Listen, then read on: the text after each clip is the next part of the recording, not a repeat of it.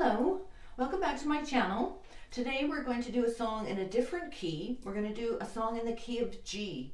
This is King of the Road, a classic Roger Miller song. And you'll see from the chart that it's got G and G7.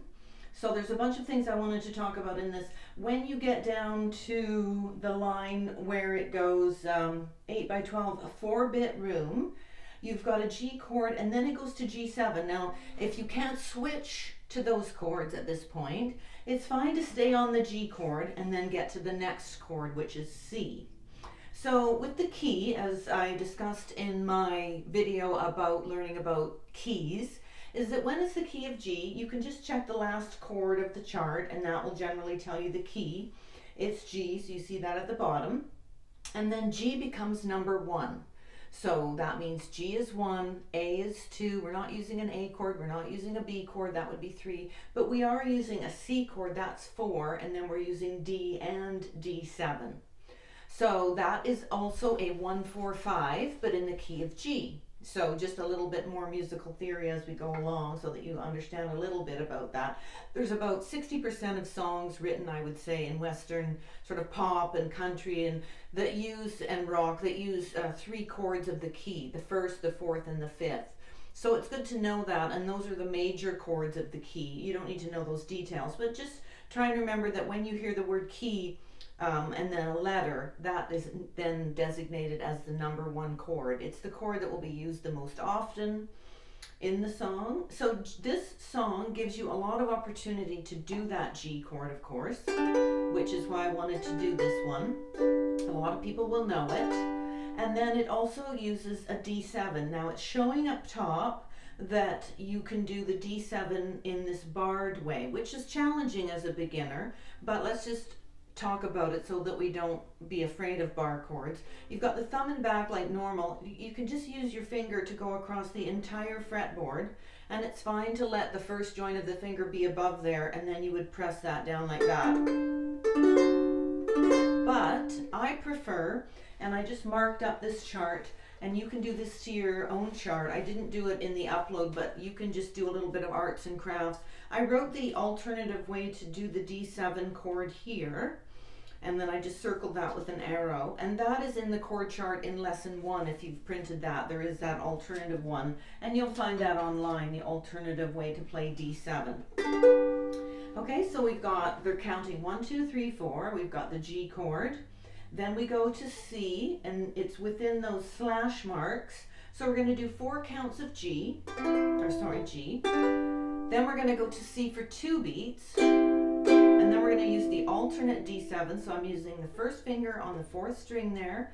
And then I come down in the same fret space, and you can turn your hand a little bit up towards the headstock and put that other finger, which is the 2nd finger, on the 2nd string, remembering that they're numbered from the floor, same fret space. And that gives you that alternative way to do D7. Okay?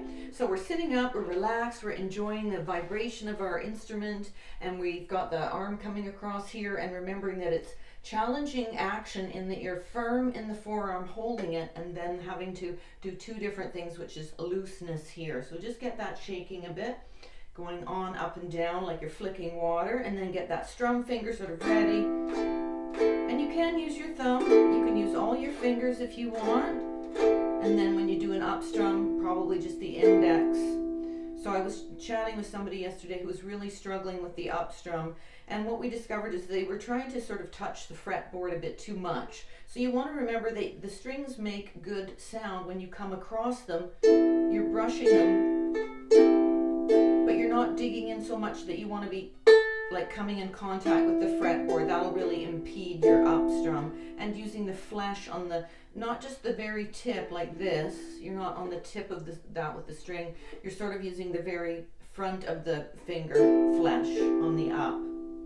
Okay, and in our left hand, remember, we've got the instrument not pulled out there, and a bit back at a 45, bump here under the chin, and then fingers in position. Let's get our G chord on, and then we'll move between the chords in a progression here. So let's do the first 2 lines, trailer for sailor rent. So we've got G chord on, so I'm going to do those 2 there, and then the tip of the triangle I call those a little triangle, as opposed to the G7, the triangle goes the other way.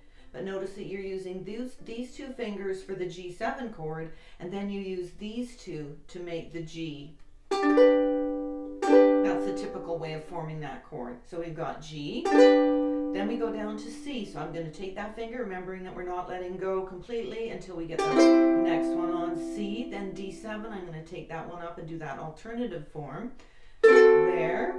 And then I've got to get to G. Now this can be a bit tricky, remembering that you've got this finger here to put on the second string, 3rd fret, and then move those down, one on either side of it. So as part of your practice, you don't even need to strum, just move between those chords, doing that very deliberately without adding too much worry about playing the song itself until you feel pretty proficient in the movement. Okay? So, anything else? I think that's it. It's going to be, yeah, so I think we're just going to go into it.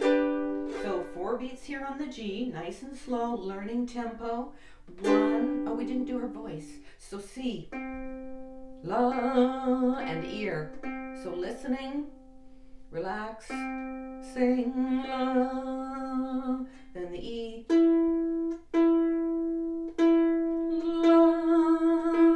then the G, and let's just sneak in a D note. So 2nd fret on the C string, so you go 1, 2, you press at the 2nd fret space, thumb and back, and just pluck that like you would the open string, and that's a D note. And just a little bit more music theory that's kind of interesting is that when you see that 7th, remembering that 7 always means something, that when you do a D chord, which is these 3, and then you let go of the middle one, and that's that alternative way of doing the D7, is that you're adding a note by taking that finger up, and that is a C note, of course, because now that's open. So that's adding the 7th tone, D, E, F, G, A, B, C, and it's a minor 7th, not to worry about that, but just notice that when you do D like this, and then you do D7, there's the adding the C, and then when you do the barred one, you're doing all the notes, but then this is the C that you're adding, it's here. Okay, so that's just a bit of knowledge of knowing what's going on with those 7ths. It all means something. Okay, here we go. 3, 4, and again, G,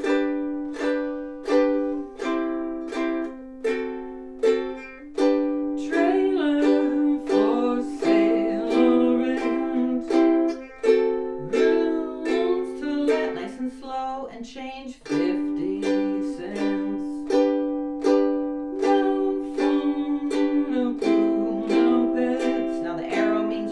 Strike of the chord. I got no, lift up 1, cigarettes, but 2 hours of pushing brewers up top of the D7, 8 by 12. See how many changes you have to make? It's a good exercise. Now you can go to G7 or stay on the G. I'm going to go to G7 and you'll hear the difference.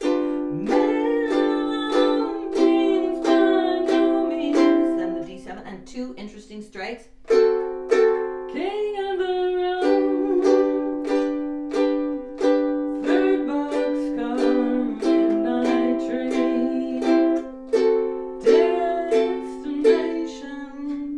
Bangor, Maine, worn out suit and shoes. Here's our 1 strike on the D. I don't pay, let one go, union dues, I smoke, slide, old stogies I have found, short but not too big around. I'm going to stay on the G. Man of means by no means, and I'm going to do the barred D7 here just so that you see.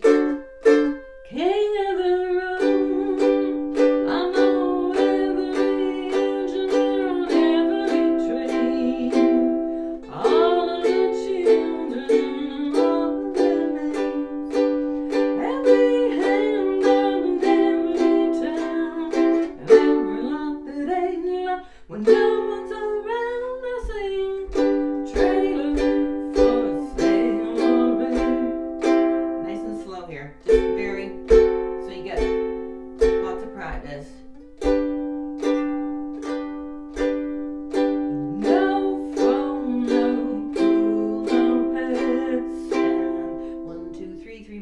up, strike it. I ain't got, let one go, cigarettes.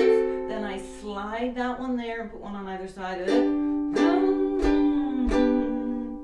2 hours of pushing broom buys a 8 or 12. And then I put that one on and put on that. I'll stay on the G.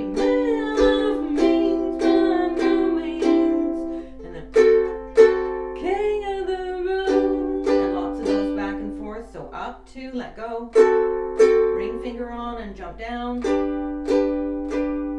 to king of the road, up to, let go, king of the, and end on that G, go home.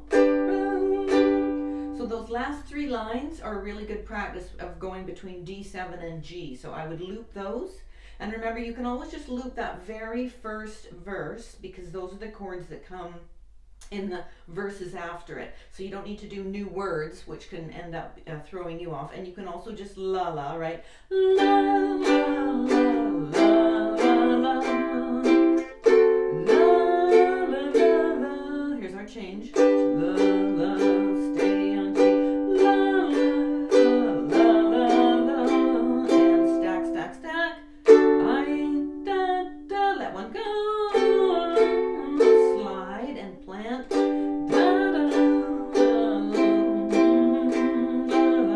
right? So you can just la-la the lyric, make sure that you're just vocalizing in some way, and then eventually, once you've got all the chords down and you feel more proficient, you can start to add the words. And I tend to go a little bit faster just for the sake of a video, but really, really slowly, right? So it's fine.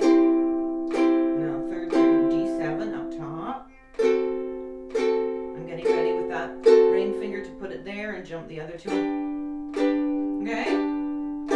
So as a demo, I'm just showing you a bit faster than I would if I had people in person and I could see that those changes were very difficult to make. So don't worry about going really slowly, just enjoy your playing. Okay, so I hope you have enjoyed that. If you have, give it a like, subscribe, share, and to anybody who you think might enjoy these videos and benefit from them, that would be really great. I would love that. Thank you very much.